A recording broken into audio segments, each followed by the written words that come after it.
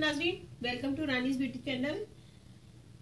आज हम लाए खुश्क जिल्द के लिए, तो उसके लिए मैंने ऑलिव ऑयल लिया है, अरखे गुलाब और लेमन। तो ऑलिव ऑयल डालेंगे हम हाफ टी स्पून, अरखे गुलाब 1 टेबल स्पून और लेमन जूस के 2 से 3 ड्रॉप।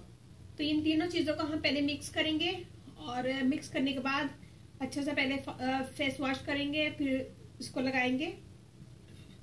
इन तीनों चीजों को मिक्स करके चेहरे पे लगाएं और 10 मिनट मालिश करें। अच्छा आपको लगा रहने दें। अगर आप दिन में ये करना चाह रही हैं तो दिन में भी लगा रहने दें 2 से 3 घंटे के लिए, और फिर नीम गर्म पानी से मुंह धो लें।